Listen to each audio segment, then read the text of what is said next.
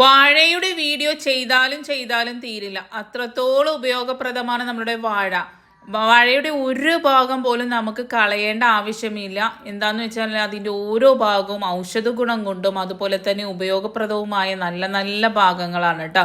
വാഴപ്പഴം മാത്രമല്ല, നമ്മൾ ഒരു വീട്ടിൽ അറ്റ്ലീസ്റ്റ് ഒരു 3-4 വാഴയെങ്കിലും വീട്ടിൽ ഉണ്ടായിരിക്കണം. അത് സിമ്പിളായിട്ട് ചാക്കിയിലോ ചട്ടിയിലോ ഒക്കെ ഇപ്പോൾ പിടിപ്പിക്കാനായിട്ട് സാധിക്കും. നല്ലൊരു വീഡിയോ ആണ്, ആരും സ്കിപ്പ് ചെയ്ത് പൂർണ്ണമായിട്ട് കാണുക. സിമ്പിൾ ടിപ്സ് ഈസി ലൈഫിലേക്ക് എല്ലാ കൂട്ടുകാർക്കും സ്വാഗതം. നല്ലൊരു ദിവസം നേർന്നുകൊണ്ട് നമുക്ക് നമ്മുടെ വീഡിയോയിലേക്ക് പോവാം. ഉണങ്ങിയ ഈ ഒരു ഇല പോലും നമുക്ക് കളയേണ്ട ആവശ്യമില്ല കേട്ടോ. പല രീതിയിൽ നമുക്ക് ഈ ഉണങ്ങിയ ഇല ഉപയോഗിക്കാനായിട്ട് സാധിക്കും. അതൊക്കെ വിശദമായ ഒരു വീഡിയോയിൽ ഞാൻ ചെയ്തിട്ടുണ്ട്. അതുകൊണ്ട് തന്നെ ഞാൻ അതൊന്നും ഇതിൽ കാണിക്കുന്നില്ല. കാണിക്കാത്ത കിടിലൻ ടിപ്സുകളാണ് ഇതിലുള്ളത്. ആരും സ്കിപ്പ് ചെയ്യരുത്, പൂർണ്ണമായിട്ട് കാണുക. ഇലയുടെ ഒരു ഉണങ്ങിയ ഭാഗം കളഞ്ഞ് ഈ ഒരു തണ്ട് എടുക്കുക. എന്നിട്ട് ഇതുപോലെ നല്ലതുപോലെ ഈവണായിട്ട് വെച്ചതിന് ശേഷം ഒരു വള്ളി കൊണ്ട് കെട്ടിക്കൊടുക്കുക. എന്നിട്ട് ഒരു പിന്നെടുക്കുക. പിന്നെടുത്തിട്ട് ഓരോ തണ്ടും ഇതുപോലെ ഒന്ന് വരഞ്ഞു കൊടുത്താൽ മാത്രം മതി. നല്ലതുപോലെ തന്നെ ഒരു തണ്ടൊരു 10 പ്രാവശ്യം വരഞ്ഞാൽ മാത്രം മതി. നല്ലതുപോലെ തന്നെ ചൂല് പോലെ ആയി നമുക്ക് കിട്ടുന്നതാണ് കേട്ടോ.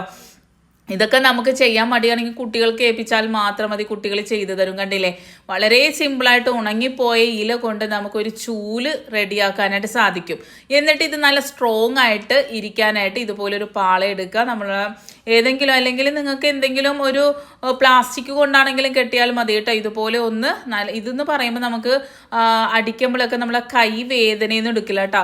ഒട്ടും വെയിറ്റ് ഇല്ലാത്ത ഒരു സാധനമാണ്. നമ്മൾ കൈ വേദനയെ എടുക്കില്ല. ഇപ്പം ഈ ഒരു ഇന്റർലോക്ക് നമ്മളുടെ മുറ്റമൊക്കെ അടിക്കാനായിട്ട് വളരെ ബുദ്ധിമുട്ടല്ലേ, അതിനൊക്കെ നല്ല അടിപൊളി സൊല്യൂഷനാണ് കേട്ടോ ഇത്. നമുക്ക് കൈ എത്രത്തോളം ഉണ്ടെങ്കിലും നമുക്ക് അടിച്ചാലും കൈക്കൊന്നും വേദന ഇല്ലാതെ തന്നെ നമുക്ക് അടിക്കാനായിട്ട് സാധിക്കുന്നതാണ്. അപ്പോൾ ഇത് നല്ലതുപോലെ തന്നെ സ്ട്രോങ് ആക്കി നമ്മൾ സെല്ലോ ടാപ്പൊക്കെ കൊണ്ട് ഒട്ടിച്ചു കൊടുത്തിട്ടുണ്ട്. എന്നിട്ട് ഇതിൻ്റെ പൊടി കളയാനായിട്ട് ഒരു ചീപ്പ് എടുത്തിട്ട് ഇതുപോലെ ഒന്ന് ചീകി കൊടുത്താൽ നല്ലതുപോലെ തന്നെ അതിൻ്റെ പൊടി നാരുകളൊക്കെ ഈവണായിട്ട് വരാനായിട്ട് സഹായിക്കും കേട്ടോ. നല്ല ഈവണായിട്ട് കിട്ടാനായിട്ടാണ് ഞാൻ അങ്ങനെ ചെയ്തത്.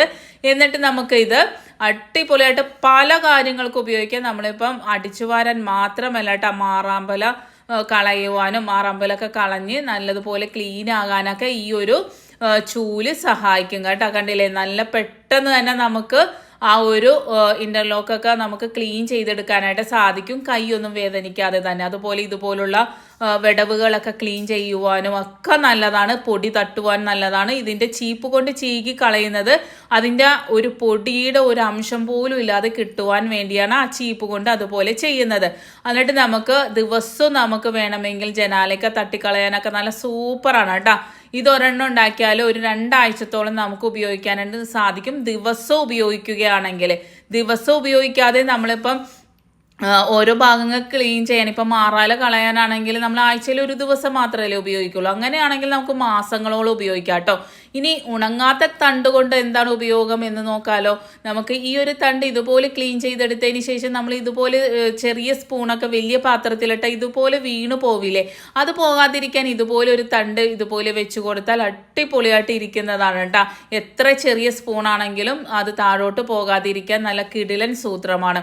ഈ ഒരു തണ്ടൊക്കെ നമ്മൾ വെറുതെ കളയാതെ ഇതുപോലെയൊക്കെ ഒന്ന് ചെയ്ത് നോക്കണം കേട്ടോ. അടുത്തതായിട്ട് നമ്മൾ ഇതുപോലെ ഒന്ന് കത്തി കൊണ്ട് ചീകി കൊടുക്കുന്നുണ്ട്. ചീകി കൊടുത്തതിന് ശേഷം നമ്മളുടെ ഫ്ലാസ്ക്, ഇതുപോലുള്ള വാട്ടർ ബോട്ടിൽ, കുറച്ച് ഉപ്പും വെള്ളം ഒഴിച്ചു കൊടുക്കുന്നുണ്ട്. എന്നിട്ട് നമുക്ക് കൈ എത്താത്ത ഏതൊരു സാധനം, ചെറിയ കുപ്പിയാണെങ്കിൽ കൂടി, നമ്മളിപ്പം വായുദ്വാരം കുറഞ്ഞ എത്ര ചെറിയ കുപ്പിയാണെങ്കിലും നമുക്കിത് ക്ലീൻ ചെയ്തെടുക്കാനായിട്ട് ഈ ഒരു തണ്ട് കൊണ്ട് ചെയ്താൽ നല്ലതാണ്. അതുപോലെ തന്നെ മസാലയൊക്കെ അടിച്ചു കഴിഞ്ഞാൽ നമ്മുടെ മിക്സിയിൽ ഉണ്ടാവുന്ന ബാഡ് സ്മെല്ല് കളയുവാനായിട്ടും ഈ ഒരു തണ്ടൊന്ന് അടിച്ചിട്ട് കഴുകി കളഞ്ഞാൽ അതിൻ്റെ ബാഡ് സ്മെല്ല് പോകുന്നതാണ്. അതുപോലെ ഉപയോഗിക്കാതെ വെക്കുന്ന കാസ്ട്രോളിലുള്ള ഒരു മണമില്ലേ, അതില്ലാതിരിക്കാൻ ഇതുപോലെ ആ തണ്ട് വെച്ച് കൊടുത്താൽ മതി. അതുപോലെ ഇരുമ്പ് ചട്ടിയിൽ ദോശ അടി പിടിക്കാതിരിക്കുവാനും ഇത് കിടിലനാണ് കേട്ടോ. നമ്മൾ എണ്ണ തേച്ച് കൊടുക്കാൻ ഈ ഒരു തണ്ട് ഉപയോഗിച്ചാൽ മാത്രം മതി. അതുപോലെ തന്നെ തുരുമ്പ് പിടിക്കുന്ന, നമ്മൾ ഇരുമ്പ് ചട്ടി ഉപയോഗിക്കാതെ മാറ്റി വെച്ച് അതിൽ തുരുമ്പ് വരുന്നുണ്ടെങ്കിൽ ഈ ഒരു തണ്ടെടുത്ത് നല്ലതുപോലെ ഒന്ന് ചൂടാക്കി നമ്മൾ എടുത്തു വെക്കുകയാണെങ്കിൽ തുരുമ്പിൻ്റെ പ്രശ്നമേ ഉണ്ടാവില്ല. അതുപോലെ ചട്ടി മയക്കി എടുക്കുവാനും ഈ ഒരു തണ്ട് ഇതുപോലെ ഒന്ന് ചൂടാക്കിയാലും സൂപ്പറാണ് കേട്ടോ. അടുത്തതായിട്ട് ഇതുപോലെ നമ്മൾ ഈ ഒരു പോളയില്ലേ, നമ്മൾ ആ വാഴയൊക്കെ വെട്ടിക്കഴിയുമ്പോൾ ഇതുപോലുള്ള പോളകൾ കളഞ്ഞിട്ടാണ് നമ്മൾ പിണ്ടി എടുക്കുന്നത്. ആ ഒരു പോള നമുക്ക് വളരെ യൂസ്ഫുൾ ആയിട്ടുള്ളൊരു ടിപ്പാണ് കേട്ടോ ഇത്. നല്ല അടിപൊളിയായിട്ടൊരു ചട്ടി ഉണ്ടാക്കാനായിട്ട് സാധിക്കും. ഈ ഒരു ചട്ടിയുടെ പ്രത്യേകത എന്താണെന്ന് വെച്ചാൽ, നമ്മൾ ചൂട് സമയത്തൊക്കെ നമ്മൾ ചെടികളിൽ എത്ര വെള്ളം ഒഴിച്ചു കൊടുത്താലും അത് പെട്ടെന്ന് തന്നെ വാടിപ്പോകും അല്ലേ. നമ്മളിപ്പോൾ 2 ദിവസം പുറത്തേക്കൊക്കെ പോകണമെങ്കിൽ പെട്ടെന്ന് വാടിപ്പോകും. അതൊന്നും ഇല്ലാതിരിക്കാൻ നല്ലതാണ്. അതുപോലെ ചെടികൾ നല്ലതുപോലെ പെട്ടെന്ന് പിടിച്ച് കിട്ടാൻ നല്ലതാണ്. അപ്പം 2 കഷ്ണം പോളയാണ് എടുത്തേക്കുന്നത്. ഇപ്പം നിങ്ങൾ ചെറിയ ചട്ടിയാണ് ഉണ്ടാക്കുന്നതെങ്കിൽ ആ ഒരു പോളയുടെ ആ ഒരു ഭാഗം ചെറുതെടുത്താൽ മതി കേട്ടോ. പല സ്ഥലങ്ങളിലും പല രീതിയിലാണ് പറയുന്നത്. നമ്മളിവിടെ പോള എന്നാണ് പറയുന്നത്, അതുകൊണ്ട് ഞാൻ അങ്ങനെ പറയുന്നത് കേട്ടോ. അതിലേക്ക് മണ്ണിട്ട് കൊടുക്കുക. നിങ്ങളെ വലുപ്പത്തിനനുസരിച്ച് ആ ഒരു വലുപ്പം ഇത് എടുത്താൽ മാത്രം മതി. എന്നിട്ട് സെല്ലോ ടാപ്പ് കൊണ്ടോ അല്ലെങ്കിൽ വാഴ നാര് കൊണ്ടോ ഇങ്ങനെ കെട്ടിക്കൊടുത്താലും മതി കേട്ടോ. ഇപ്പോൾ കറിവേപ്പില പിടിച്ചു കിട്ടുന്നില്ല എന്നുള്ള പ്രശ്നങ്ങളുള്ളവർക്കൊക്കെ ഇതുപോലെ ഒന്ന് ചെയ്ത് നോക്കുക. എന്താണെന്ന് വെച്ചാൽ ആ ഒരു നമ്മളുടെ വാഴപ്പോളക്ക് നല്ല ഒരു തണുപ്പും അതുപോലെ തന്നെ അതിനാവശ്യമായിട്ടുള്ള ഒരു വിറ്റാമിൻസ് ഒക്കെ കൊടുക്കാനായിട്ട് ഈ ഒരു ഇതിൽ വെക്കുന്നത് കൊണ്ട് സാധിക്കും. അതുപോലെ വിത്തുകളൊക്കെ ഇട്ട് പെട്ടെന്ന് നല്ല പോലെ മുള വരുവാനായിട്ട് സഹായിക്കും. അതുപോലെ തന്നെ ഈ ചൂട് സമയത്ത് നമ്മൾ 2 ദിവസം വീട്ടിൽ ഇല്ലെങ്കിൽ, നമുക്ക് നനക്കാൻ ആരും ഇല്ലെങ്കിൽ ഇതുപോലെ ഈ ഒരു എന്താണ് പറയുക വാഴപ്പോള ഇതുപോലെ ഒന്ന് അരിഞ്ഞെടുക്കുക. ചെറുതായിട്ട് അരിഞ്ഞിട്ട് നമ്മൾ ഏതൊരു ചെടിയിലും ഇതുപോലെ, ഇപ്പം കളർ പൂവിൻ്റെ ചെടിയാകട്ടെ ഏതൊരു ചെടിയാകട്ടെ അല്ലെങ്കിൽ പച്ചക്കറികളിലാകട്ടെ ഇതുപോലെ ഇട്ട് കൊടുത്താൽ, എന്നിട്ട് വെള്ളം ഒഴിക്കണം കേട്ടോ. അപ്പോൾ ആ ഒരു തണുപ്പില്ലേ, ആ ഒരു തണുപ്പ് 2 ദിവസം എന്തായാലും അതിൽ നിൽക്കുന്നതാണ്. അതുപോലെ തന്നെ അതിന് ആവശ്യമായിട്ടുള്ള എല്ലാ ഘടകങ്ങളും കിട്ടും. നല്ലതുപോലെ കായ്ക്കാനും അതുപോലെ തന്നെ പൂക്കളിടാനും സഹായിക്കും. അടുത്തതായിട്ട് നമ്മളുടെ കൈ പൊള്ളിയാൽ ഇതുപോലെ ചുമന്ന് തടിക്കുക, കൊമ്മള വരിക, അങ്ങനെയുള്ള പ്രശ്നങ്ങളൊന്നും ഇല്ലാതിരിക്കുവാനായിട്ട് നമ്മൾ ഈ ഒരു പൊള്ളുമ്പോൾ തന്നെ നമ്മൾ ഈ ഒരു വാഴപ്പോള എടുത്തിട്ട് വെച്ച് കൊടുത്താൽ മാത്രം മതി കേട്ടോ. അത് നല്ലൊരു ഔഷധ ഗുണമാണ്. പണ്ട് കാലങ്ങളിൽ പൊള്ളലൊക്കെ വന്നു കഴിഞ്ഞാൽ, എൻ്റെയൊക്കെ ചെറുപ്പത്തിൽ ഞാൻ കണ്ടിട്ടുണ്ട്, ഇപ്പം അറിയാതെ നമ്മൾ മേല് മൊത്തമൊക്കെ പൊള്ളിക്കഴിഞ്ഞാൽ ഈ ഒരു പോള കൊണ്ടുവന്ന് അപ്പം തന്നെ ഇങ്ങനെ മേത്തൊട്ടിച്ച് വെക്കുന്നതായിട്ട് കാണാറുണ്ട് കേട്ടോ. അപ്പോഴൊന്നും എനിക്ക് അറിയില്ലായിരുന്നു ഇങ്ങനെ ഒരു സംഭവമാണെന്ന്. ഇപ്പം നമുക്കിപ്പോൾ വലുതായി കഴിഞ്ഞ് നമ്മളെ കൈയൊക്കെ പൊള്ളുമ്പോഴാണ് നമ്മളിത് ചെയ്ത് നോക്കിയപ്പോഴാണ് വളരെ എഫക്റ്റീവാണ്. പൊള്ളച്ച് വരികയോ അല്ലെങ്കിൽ അവിടെ ഒരു റെഡ് കളർ വരികയോ പുകച്ചിൽ, നമുക്ക് പൊള്ളിക്കഴിഞ്ഞാൽ ഏറ്റവും വലിയ പ്രശ്നം എന്ന് വെച്ചാൽ നല്ല പുകച്ചിലായിരിക്കും അല്ലേ. എന്തൊക്കെ ചെയ്താലും നമ്മൾ വെള്ളത്തിൽ തൊടുമ്പം ആ ഒരു നിമിഷം നമുക്കൊരു തണുപ്പ് കിട്ടുമെങ്കിൽ പിന്നെയും നമുക്കത് ഇങ്ങനെ എരിയണ പോലെ നമുക്ക് ഫീൽ ആകും അല്ലേ. അപ്പോൾ അതില്ലാതിരിക്കാനൊക്കെ ഈ ഒരു പോള ഇതുപോലെ വെച്ച് കൊടുത്താൽ മതി. അതുപോലെ പൊള്ളച്ചും വരില്ല. അതുപോലെ തന്നെ ഈ ഒരു പോള ചെറുതായി അരിഞ്ഞ് മിക്സിയിലിട്ട് അടിച്ച് ഇതിൻ്റെ നീരെടുത്ത് നിങ്ങൾ ഫ്രിഡ്ജിൽ സൂക്ഷിക്കുകയാണെങ്കിൽ നമുക്ക് ഒരു 2 ആഴ്ചയോളമൊക്കെ നമുക്ക് ഇത് ഉപയോഗിക്കാനായിട്ട് സാധിക്കും കേട്ടോ. പല കാര്യങ്ങൾക്ക് ഉപയോഗിക്കാൻ പറ്റും. ഇപ്പോൾ സ്ത്രീകൾക്ക് ഏറ്റവും വലിയ ബുദ്ധിമുട്ടാണ് ഇതുപോലുള്ള കരിമംഗല്യം അല്ലേ. നമുക്ക് പല അസുഖങ്ങളുടെയും ലക്ഷണമാണ് കേട്ടോ. അത് പൂർണ്ണമായിട്ട് മാറ്റാനായിട്ട് ഒരു അസുഖവും ഇല്ല എന്ന് തീർച്ചപ്പെടുത്തേണ്ടത് അത്യാവശ്യമാണ്. ഡോക്ടർമാരെ കാണുക. പല രീതിയിലുള്ള അസുഖങ്ങളുടെ സൂചനയാണ് ഈ ഒരു കരിമംഗല്യം. എന്നിട്ട് നിങ്ങൾക്ക് അസുഖങ്ങളൊന്നും ഇല്ല അല്ലെങ്കിൽ മരുന്നിൻ്റെ എന്തെങ്കിലും സൈഡ് എഫക്റ്റ് ആയിട്ടും ഈ ഒരു കരിമംഗല്യം വരാൻ ചാൻസ് ഉണ്ട്. അതൊന്നും ഇല്ല എന്ന് തീർച്ചപ്പെടുത്തി കഴിഞ്ഞാൽ നിങ്ങൾ ഇതുപോലെ ഒന്ന് ചെയ്തു നോക്കൂ. കടലപ്പൊടിയും തൈരും അതുപോലെ ഈ ഒരു പോള അടിച്ച ആ ഒരു ജ്യൂസും നിങ്ങൾ വേണമെങ്കിൽ നിങ്ങൾക്ക് മിക്സിയിൽ അടിക്കുമ്പം അല്ലെങ്കിൽ നമ്മൾ അമ്മിയിലൊക്കെ ഇട്ട് ചതച്ച് ഒട്ടും വെള്ളമില്ലാതെ എടുത്താൽ അത്ര നല്ലതാണ്.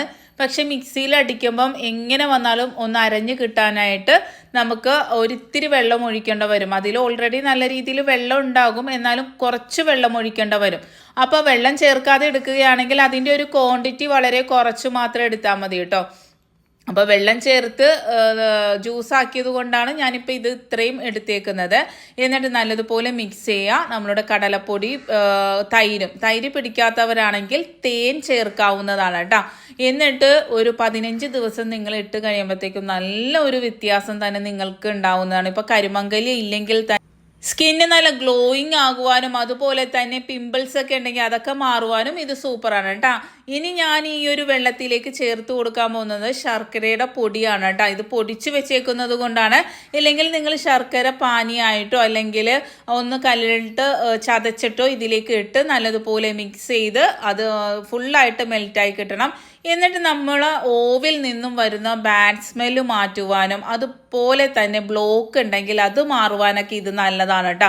ആഴ്ചയിൽ ഒരു ദിവസം നിങ്ങൾ ഇതുപോലെ ഒഴിച്ചു കൊടുത്ത് തന്നെ അതിൻ്റെ ഉള്ളിലുള്ള ബാഡ് സ്മെല്ല് വരിക, അതുപോലെ ചെറിയ പ്രാണികൾ പുഴുക്കൾ വരിക, അങ്ങനെയുള്ള പ്രശ്നങ്ങളെല്ലാം മാറിക്കിട്ടാൻ സൂപ്പറാണ്. ആഴ്ചയിൽ ഒരു ദിവസമോ 2 ആഴ്ച കൂടുമ്പോഴോ നിങ്ങൾ ഇതുപോലെ ഒന്ന് ചെയ്താൽ മതി. നിങ്ങൾ രാത്രി ഒഴിച്ചിട്ടിട്ട് രാവിലെ ചൂടുവെള്ളം ഒഴിച്ചാലും നല്ലതാണ്, അല്ലെങ്കിൽ സാധാ വെള്ളം ഒഴിച്ചാലും മതി കേട്ടോ. അപ്പോൾ അതിൻ്റെ ഉള്ളിലുള്ള അണുക്കളൊക്കെ നശിപ്പിച്ച് നല്ല രീതിയിൽ തന്നെ ഒരു തരത്തിലുള്ള ബാഡ് സ്മെല്ലും ഉണ്ടാവില്ല.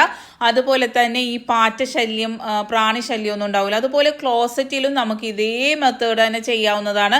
അപ്പോൾ യാതൊരു ബ്ലോക്കോ ബുദ്ധിമുട്ടുകളോ ഒന്നും ഉണ്ടാവാതിരിക്കാനായിട്ട് ഇതുപോലെ നിങ്ങൾക്ക് ചെയ്യാവുന്നതാണ്. രാത്രി ഒഴിച്ചു വെച്ചിട്ട് രാവിലെ ഒന്ന് ഫ്ലഷ് ചെയ്ത് കളഞ്ഞാൽ മാത്രം മതി. അപ്പോൾ അതിൻ്റെ ഉള്ളിലുള്ള ഒരു പ്രവർത്തനങ്ങളൊക്കെ കറക്റ്റായിട്ട് നടക്കുകയും അതുപോലെ തന്നെ അണുക്കൾ അതിൽ കൂടുതൽ ഉണ്ടാകുകയും ബ്ലോക്ക് ഉണ്ടെങ്കിൽ ആ ഒരു ബ്ലോക്കൊക്കെ തനിയെ തന്നെ അത് നമ്മൾ കെമിക്കലൊന്നും ഉപയോഗിക്കാതെ തന്നെ നല്ല രീതിയിൽ പോകുന്നതാണ്. ഇതിൽ കറ പിടിക്കുമെന്നൊന്നും പേടിക്കേണ്ട, കറയൊന്നും പിടിക്കില്ല. ആ ചുറ്റിനും വീണേക്കുന്ന വെള്ളം ഒന്ന് കഴുകി കളഞ്ഞേക്കുക, എന്നിട്ട് ക്ലോസറ്റിൻ്റെ ഉള്ളിൽ മാത്രം. എന്നിട്ട് രാവിലെ ഒന്ന് ഫ്ലഷ് അടിച്ച് നോക്കൂ. ഇനി ഒരു ബാഡ് സ്മെല്ലും ഉണ്ടാവില്ല. 100 വർഷമായാലും സെപ്റ്റിക് ടാങ്ക് നിറയുകയില്ല. അപ്പോൾ ഇഷ്ടപ്പെട്ടെന്ന് വിചാരിക്കുന്നു. Thanks for watching. Next time നല്ലൊരു വീഡിയോയുമായി വരാം.